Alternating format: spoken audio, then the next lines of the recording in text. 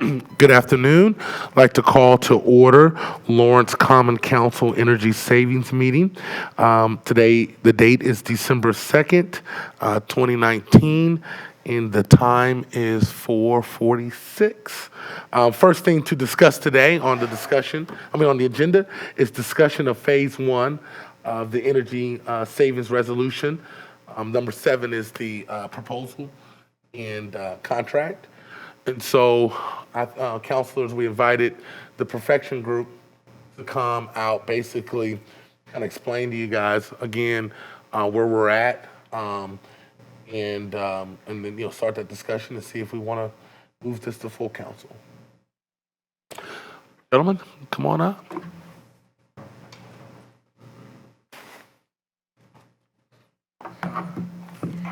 Thank you. Do I need to state my name? No, you can't, Rob. Yeah, sure. Rob Bullerath with the Perfection Group. I just want to be procedural. Thanks for having us in. We put a presentation together to customize to where we're at, and some of it is repetitive. Some of the stuff from the last presentation we wanted to make sure was in here because it's obviously important. And it's been some months since we were in here, so we want to kind of dust it off. But just going over the legislation, the Phase 1 scope, the current state of the equipment, the age versus the useful life. We've got some project economics on the Phase 1, discuss the Phase 2 scope, and then just the next steps. So I think, as you all know, this program is utilizing state legislation, Indiana 36-1-12.5. It allows for these programs to be guaranteed. The savings, the cost, the performance, all of it's managed by one point of contact to make sure all the results are accountable and it's achieved. We're really proud of, we've never missed a guarantee. So that's one of the things that we're very proud of because we're a conservative family-owned company. So we've actually been delivering 178% of our savings projections. So a lot of clients that we work with, we're doing 2 and 3 and sometimes 4 phases utilizing the excess savings from our guarantee, above and beyond our guarantee, which is pretty exciting. Just high level. So this is what is in Phase 1. It's lighting at all of these buildings, interior and exterior at this building, community center, all the fire stations, the parks maintenance building, the Gen Park, all of the city-owned streetlights, the utility-owned streetlights, and then the park lighting at Community Park. There's heating and cooling replacements in all of the buildings. Same thing with the building automation controls, building envelopes, so roofs, windows, doors. Greg's going to get more specific into all the items in a few minutes. And then the other column is just what we call Venmisers. They're a control system that goes on the vending machines that keeps them regulated so they're not being overused. And all the stuff that we identified in here is stuff that's at the end of its useful life and in need of replacement. And if you don't move forward with this program, you'll be addressing them regardless because everything's got a expiration date. And the nice thing about this program is being able to be proactive so that you're not dealing with catastrophic failures and emergency funds to replace them. And then so all those items on there, the project cost of Phase 1 is a little over $5.5 million. I'm going to turn over to Greg to go through some of the specifics in the buildings. Go over some of the current conditions, and I've been up here a few times and showed these, but I just wanted to kind of hit a few items home. I mean, obviously, in this picture is it's actually a light from this building. We have a lot of failed ballasts. We have, a lot of original lighting still in the facilities. For example, this is in the Parks building, the Parks maintenance building. Those are T12 lights, 8-foot fixtures that are still out there, which obviously those are being phased out. You can't even find them at the big boxes anymore. So, obviously those are not supported, and what you can find, they're very, very inefficient. These 3 pictures here are from the fire stations, in which you can see some interior lights, and that middle picture is to kind of show the light level that's in there. Again, it's kind of a yellow hint. It's not very, not very appealing, but it still is, again, old, inefficient fluorescent lighting. The two lower pictures are the bay lighting and two of the fire stations, and that's those old, inefficient metal halides that you put in, 20 years ago, and the minute you put them in, they started losing efficiencies. And so obviously everything in here we would look at replacing with high efficiency LED lighting. You're experiencing a lot of failure, a lot of increased maintenance cost, and just poor lighting levels. I walked into the men's restroom a minute ago, and there's 2 lights out of there. It's pretty dark. So again, just kind of a common theme that we see here with the lighting. The HVAC systems, you've got a lot of operational failures and really wasted energy. Just to walk through a few of these pictures. These 2 pictures are at this facility. The bottom one is actually a vent that's from outdoor air, and you can kind of see the black mold that's around that. Same way with the pipes up there. You can see it on that. So obviously not good for indoor air quality. This condenser is at Fire Station 40, along with some of these tube heaters. Again, this equipment's 20 plus years old in most cases. It's reached the end of its useful life, and obviously, and you can see from the rust that's on this unit heater, and then that's an outdoor air intake for this building. You've got repair, you've got maintenance, you've got some things that again have need attention. They've reached the end of their useful life, and are really slated to be addressed or replaced. This was a picture I think we showed the last time, but in August I was driving by Fire Station 40, and this is the actual air conditioning unit, the condensing unit that's sitting outside. And as you can see, that is a hose spraying water on that coil to keep it cool and keep it, can you play that? Will that play it? Yeah, to keep that unit operating.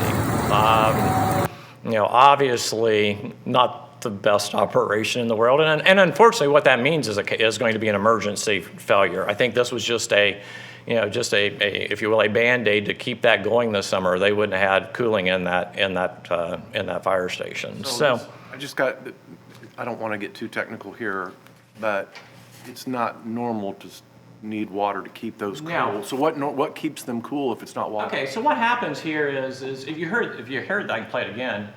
Oh, maybe not. But there's 2 fans right there. Yeah. And this is an air-cooled chiller. And so air-cooled condensing unit. So what it does is basically it pours the ambient air across that coil that you see right there and discharges it out the top. So if you've ever walked to the one up on your house, you can put your hand over and it's warm. It's warmer than the air that's outside. Well, the normal operation is that air goes across there, rejects out the top, and it removes the heat from the refrigerant that's traveling through it. Oh. This unit, for some reason, typically it's a, the coil is either degraded or the compressors are bypassing, or for some reason it can't operate under normal conditions. So it runs too hot and then goes into an overload condition. Okay. So what they've done is they're spraying water on it to create this, to get it to walk, thinking it's cooler outside so it can keep operating. Firefighters are really handy. I've been in a lot of buildings, and that's kind of a normal thing that you see people do to trying to ink some more time out of that unit. But obviously that's not what we want to see. But unfortunately, what's going to happen in that case is that's a huge emergency repair, replacement that would have to happen. So, and again, that equipment, as I said, is 20 plus years. It's past its useful life.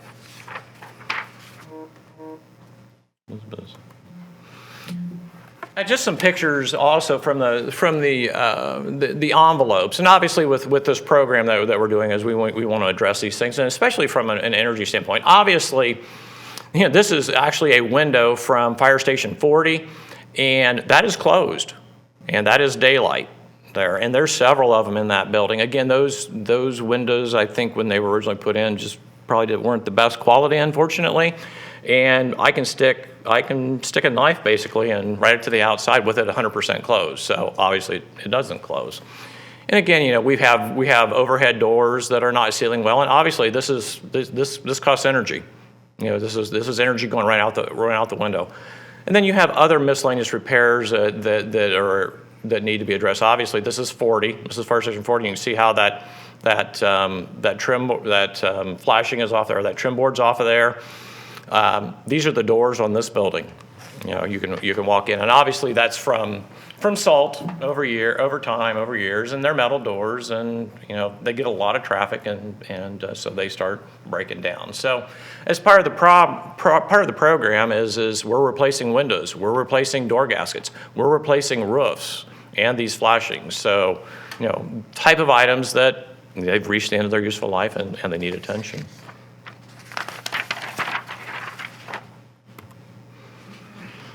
Just talk a little bit about, you know, the street and park lighting. Obviously, it's the same concept as the interior lighting. You know, you've got older metal halide lights. You have metal halide street lights. Now, you have replaced some of the metal halide street lights that the city owns. That would have been a few years ago, like 3 years ago. But there's still a handful of those that did not get replaced. And also, in I think 4 of the intersections, then there's these Cobra headlights that are you see right there that are still running those original metal halides. Again, high maintenance, high repair cost. Replace with LED is the proper thing to do. You know, and also obviously from an energy saving standpoint, because you are paying the utility bills on those lights.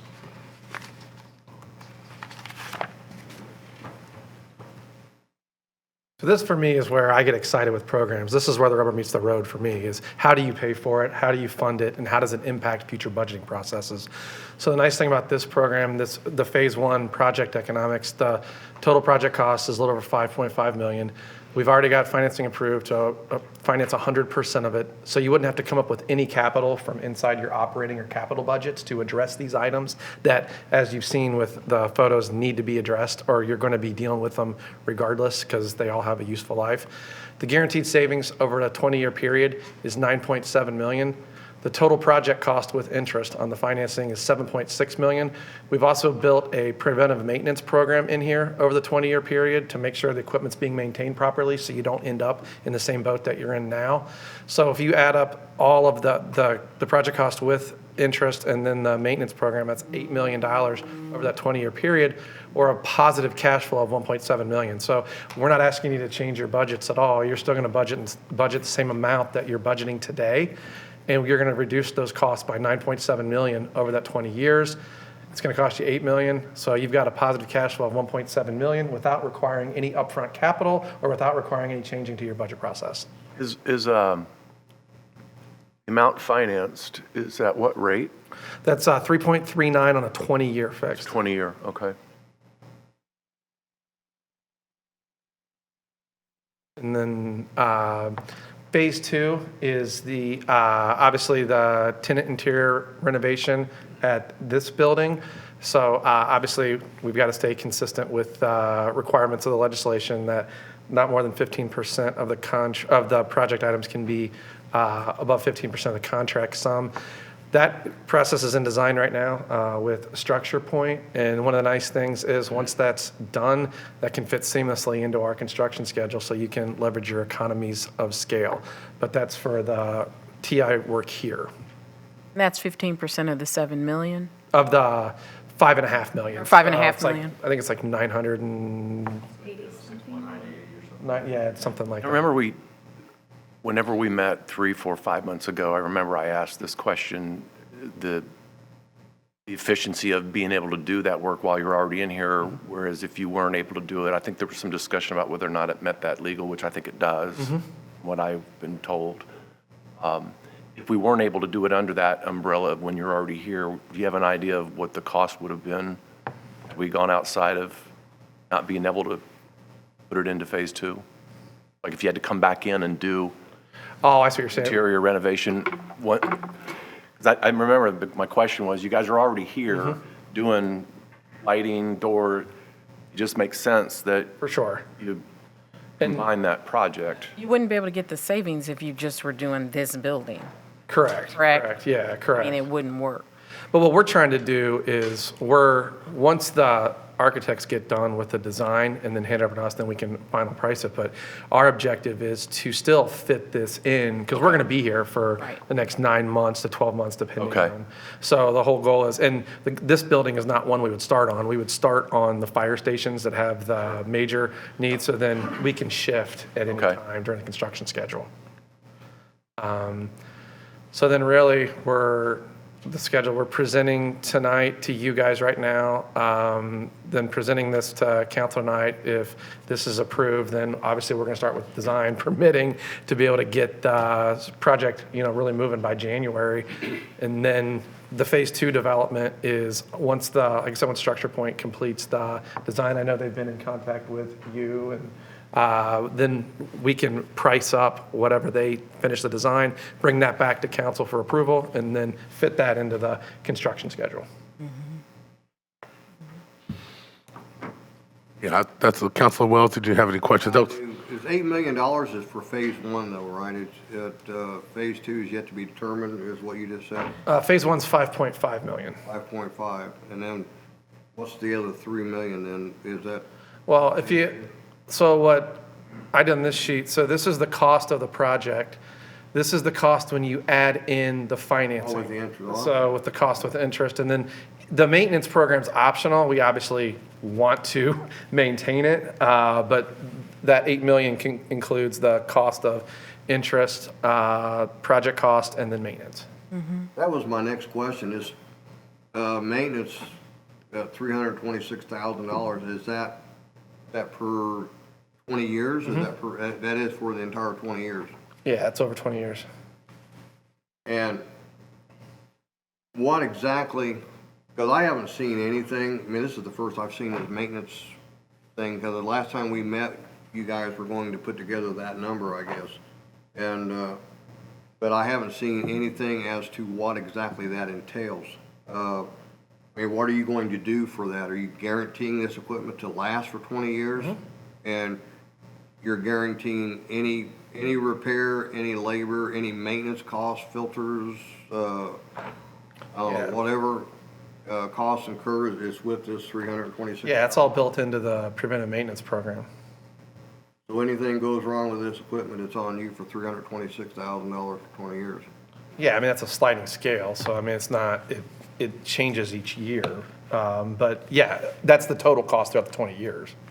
Yeah, I understand that, right.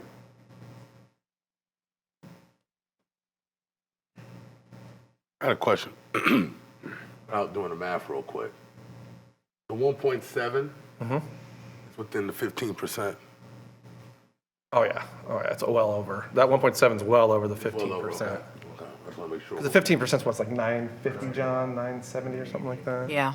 So even once we get the building done, Yeah, there's still more. we still got some money, we still got some wiggle room. That's really awesome. Good to know. Makes me feel good about that. I guess, councilors, one of the questions, really the big thing when I was on the phone with those guys and wanted to make sure we had this meeting was, before we go into our full council meeting, I want to make sure that you guys were totally comfortable, had every opportunity to hash out every question that we had, so hopefully we can kind of slide through the full council meeting as seamlessly as possible. So, I mean, just anything, any questions. We got Jason here, we got the guys from Perfection here, I have another question. yeah. So I'm reading the resolution that was all sent to all of us, Resolution 7, and Article 28. It's under the contractor energy guarantees and financing. Is that in the contract, I'm sorry, or is it? It's in the resolution that's before us. Okay. But I'm guessing the language was lifted off of something that you gave to our, There's no Article 28. Section, where you at? I'm sorry, Tom. Resolution number 7, 2019. It was attached to this meeting agenda. Right, Article 28. there's at no the very end. Article 28. In the It's at contract? the very end of the resolution before. Oh, you mean the contract itself? Okay, yeah.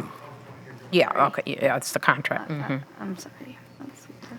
Sorry, it's titled Resolution Number 7. Yeah. So Yeah, here it is. Okay, I Is see. the agreement final? Yeah, yeah. So you go all the way down to, it says contractor guarantees that this project will provide the owner annual energy savings in the amount of 29,000. That's the first sentence. Do you see that? Is that 1.7? What's 1.7? Divided by 1.7. Does anybody, you guys see that? Okay.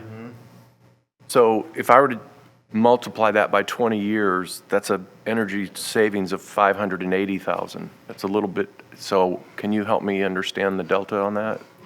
Yeah, it's we've identified energy and operational, so it's not just energy only, it's operational savings as well. Okay. Which we had detailed. Okay. The attachment, okay, and the E, right. I looked at that chart. I didn't. Yeah. But just the energy savings is, okay. That what they're required by law, Tom, to guarantee is Yeah. the energy savings. There are I'm going to use the word corollary, correlated benefits Got it. Okay. operationally that get them to that number. Is that a correct statement? Correct. I had a quick question too. Apparently this is being this is a resolution, there isn't any requirement for a first reading on this. My understanding this is going to be voted on at tonight's meeting. So even though we've just presented this information, on the maintenance, $500 and some thousand, that, It's 326. That's a And- separate contract. And I think the presentation is pretty much the same exact one that we received 3 or 4 months ago with the addition of the maintenance. And I believe the maintenance, and anybody correct me if I'm wrong, but I believe the maintenance was added because we were concerned that it wasn't in there.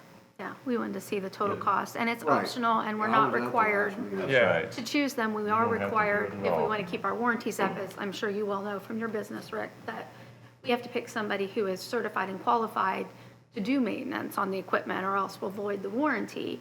But we're not required to choose them to perform the maintenance, but we wanted to know the full picture of what it would cost. my understanding in the last meeting, and maybe I misunderstood, and I apologize if I did, but the maintenance, we were told by the company that there wouldn't be any guarantees on this equipment unless they themselves did the maintenance on it. Was that what you said? We the way changed that, I understood it? changed that language in the contract, Rick. It no longer says that because of the concern that was raised in that meeting. So that was stricken from the contract? Yes. I didn't see that. Yep. Wanted to address that concern. It's valid. Okay, all right, well, thank you. So, well, let me just add to that. So then that's the case. What if this maintenance part of it, I mean, what if we just hired our own person? I mean, what if the city just hired a guy to do what it is you're going to do, the maintenance? Because honestly, I think this is pretty much what the city should do to begin with. I think the city ought to hire someone qualified, which they have, I don't know that they ever have, to do maintenance on these buildings, and for them never to have gotten into the condition that they're in. And I spoke to someone from Lawrence, a school board member from Lawrence Township Schools, and they looked at a program similar to this, and they opted to just hire their own people and do it from within. But that doesn't, look to be that's the way that that it's looking to be here. But I think that it's $500 some thousand. I mean, you could for 20 years. It's I don't suppose we could. 326. It's 326, just for the record. Yeah, 326 is correct. Oh, I'm sorry. Well, 326. So I understand we couldn't hire someone for 20 years that cheap, but I still think that if we did, we need to hire somebody. I mean, you guys aren't going to do every bit of maintenance in this, that these buildings need. And anyway, that's. Council Wells, I do not mean to be rude at all, but for us hiring a maintenance person to address could be very valid, and I'm not debating that, but it seems like that's something that we would address in our budget and through the department and through that way in respect to these guys' time, and we got a zoning meeting coming in behind it. I want to make sure that as far as this project is concerned and what we can and cannot do here and where we're at this, we're at the 11th hour at this point. I want to make sure that we all are comfortable with the financing, the scope of the project, the fact that we did address your valid concern, that has been addressed.